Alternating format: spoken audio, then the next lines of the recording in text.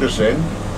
I talked to her, and she said the property was bought out by her grandparents in 1930, and she was awarded property when her grandparents passed away.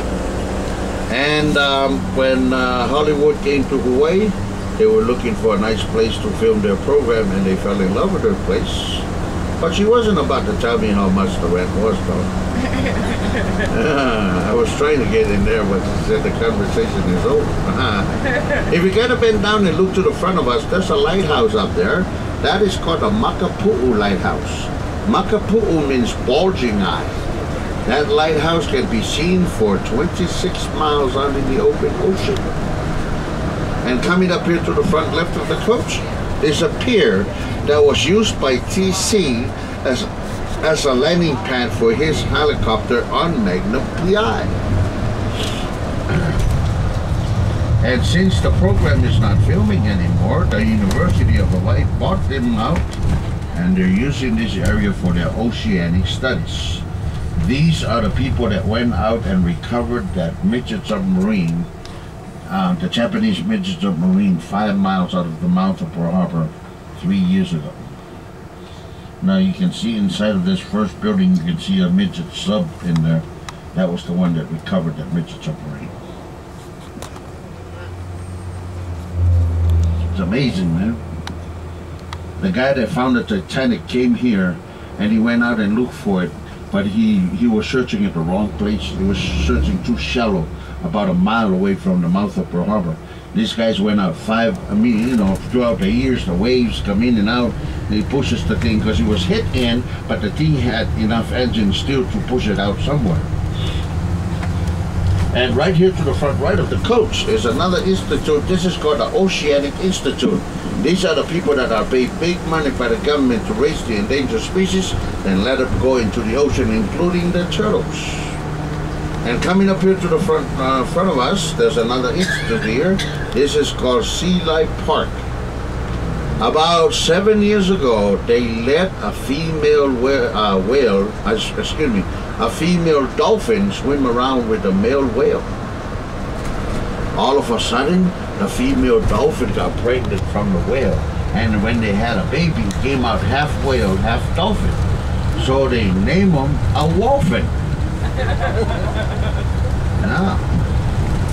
But about 6 months ago, the wolfin got pregnant from a dolphin, and now they have a baby. It's 3/4 dolphin and 1/4 whale. You see those two islands there to the left of us? The bigger of the two is called Rabbit Island.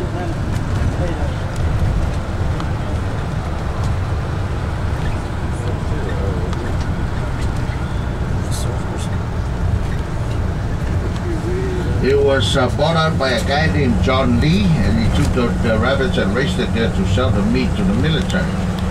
It didn't work very well, so they cleaned them up and turned them into a bird sanctuary. But the smaller of the two islands, that is called Rabbit Island, a Black Rock. Now, if you look to the right of the Black Rock, there's a cove there. Like I said, the Hawaiians are very superstitious people. They believe their kupunas or their elderly passed on and come back as sharks to help protect the islands. So what the Hawaiians used to do, they used to kill the pig, and then they eat the pig, and then they take all the inside of the pig and feed the sharks right in that cove there. Right here to the front left of us, there's a road that kind of run along the hill here.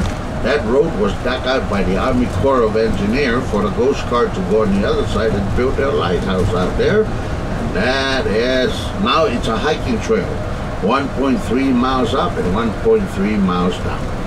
Now if you look around this area here, the trees and the plants here are much smaller than most of the places we've been through, because the average rain of this area here is only 23 inches of rain annually. Yeah. Hopefully we see a whale today or something. Our whaling season this year is kind of slow. But these whales are a state mammal. They travel over 7,000 miles along the Californian coast, making their way up to Alaska on the, to be fed with the herons and the conchs up there.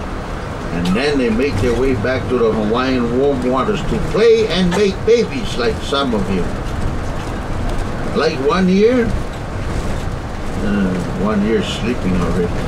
He's tired. Now if you look directly to the right of us, there's a hill with a hole in the middle. That is Coco Head crater. At one time it was an active volcano, but throughout the years it's been extinct.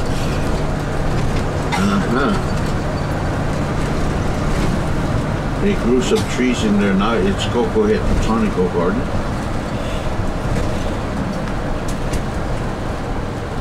Okay, now we're coasting along the south shores. Our next stop is the Halona Blowhole, right up on this hill here.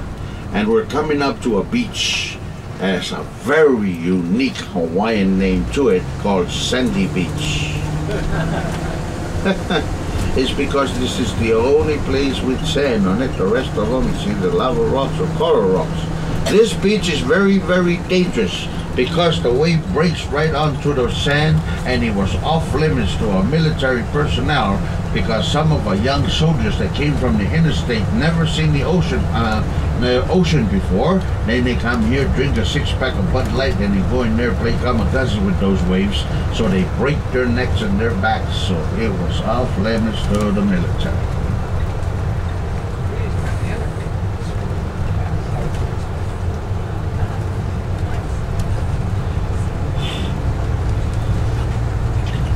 The local kids, popular to the local kids. If you're missing a child from school, this is where you find them at.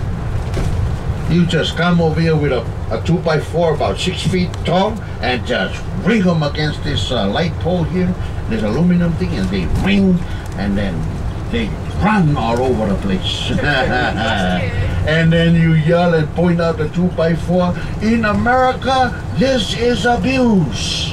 In Samoa, this is the Board of Education.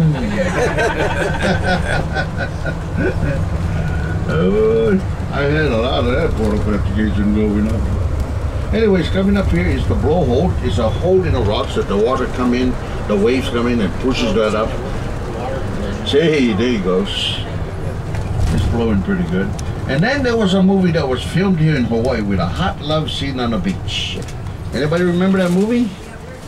Very good. From Here to Eternity. You're that old? Oh.